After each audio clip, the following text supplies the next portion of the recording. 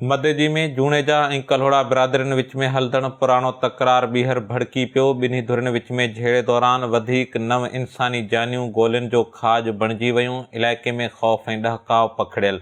जमालपुर थाणे जे हद कच्चे वारे इलाइक़े में हफ़ीज़ कल्होड़ो ऐं दिलावर जूने जो धुरियुनि में हलंदड़ पुराणो तकरार ॿीहर भड़की पियो। ॿिन्ही धुरियुनि हिक ॿिए मथां जदीद हथियारनि सां फायरिंग शुरू करे ॾिनी, जंहिं जे नतीजे में 3 सगन भाइरनि समेत ॿिन्ही धुरियुनि जा 9 ॼणा मारिजी विया। जनत धुरियुनि विच में फायरिंग जो सिलसिलो पिणु हलंदड़ आहे। मिलियल तफ़सीलनि मूजिबि ॿिन्ही धुरियुनि विच में झेड़े दौरान जूने जा बिरादरी जा 5 ॼणा मदन जूने जो, माशूक जूने जो, आशिक जूने जो, मिर्ज़ा जूने जो, अली रज़ा जूने जो थॾे ते मारिजी विया। मारिजी वियलनि में 3 सगा भाइर मदन, माशूक ऐं मिर्ज़ा जूने जो पुटु दिलावर जूने जो शामिल आहिनि। ॿिए पासे कल्होड़ा बिरादरी मां हफ़ीज़ कल्होड़ो, इबरार कल्होड़ो ऐं बदल कल्होड़ो थॾे ते मारिजी विया।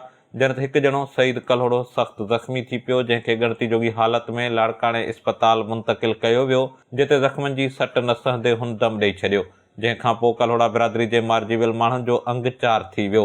ॿिन्ही धुरियुनि विच में खूनी झेड़े जो इतला मिलंदे ई DIG लाड़काणो मज़हर नवाज़ शेख ऐं SSP शिकारपुर तनवीर तुनियो ज़िले जे मुख़्तलिफ़ थाणनि जी पुलिस नफ़री वाक़े वारे हंधि उमाइण जा हुकुम जारी कया। जंहिंखां पोइ पुलिस वाक़े वारे हंधि पहुची झेड़े ते ज़ाब्तो आंदो ऐं मारिजी वियल माण्हुनि जा लाश खणाए इस्पताल मुंतक़िल कया। इन हवाले सां SSP शिकारपुर तनवीर तुनियो झेड़े दौरान ॿिन्ही धुरियुनि जे 7 ॼणनि जे क़त्ल थियण जी तस्दीक़ कंदे चयो त झेड़े दौरान मारिजी वियल माण्हुनि में कुझु ॾोहारी पिणु शामिल आहिनि, जिन ते ज़िले जे मुख़्तलिफ़ थाणनि ते केस पिणु दाख़िल थियल आहिनि।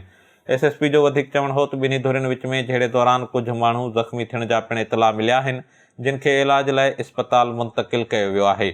जनत झेड़े वारे हंधि ते पुलिस नफ़री मुक़ररु करे झेड़े ते ज़ाब्तो आंदो वियो आहे। ॿिए पासे ॿिन्ही धुरियुनि विच में जदीद हथियारनि सां फायरिंग सबबि इलाइक़ो जंग जो मैदान बणिजी वियो ऐं इलाइक़े में ख़ौफ़ ऐं ॾहकाव पखिड़ियल आहे। इंतिहाई अफ़सोसनाक ख़बर आहे मदेजी खां, जिते कल्होड़ा ऐं जूने जा बिरादरी विच में हलंदड़ पुराणो तकरार ॿीहर भड़की पियो। ॿिन्ही धुरियुनि हिक ॿिए मथां जदीद हथियारनि सां फायरिंग कंदे 9 इंसानी जानियुनि खे गोलियुनि जो बख बणाए छॾियो। मिलियल तफ़सीलनि मूजिबि झेड़े दौरान जूने जा बिरादरी जे 5 ऐं कल्होड़ा बिरादरी जे 4 ॼणनि समेत ॿिन्ही धुरियुनि जा 9 ॼणा मारिजी विया।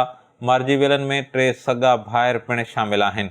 मारिजी वियल माण्हुनि में मदन जूने जो, माशूक जूने जो, आशिक जूने जो, मिर्ज़ा जूने जो, अली रज़ा जूने जो, हफ़ीज़ कल्होड़ो, इबरार कल्होड़ो, बदल कल्होड़ो ऐं सईद कल्होड़ो शामिल आहिनि। ॿिन्ही धुरियुनि विच में खूनी झेड़े जो इतला मिलंदे ई DIG लाड़काणो मज़हर नवाज़ शेख ऐं SSP शिकारपुर तनवीर तुनियो ज़िले जे मुख़्तलिफ़ थाणनि जी पुलिस नफ़री वाक़े वारे हंधि उमाणे झेड़े ते ज़ाब्तो आणण जी दावा कई आहे।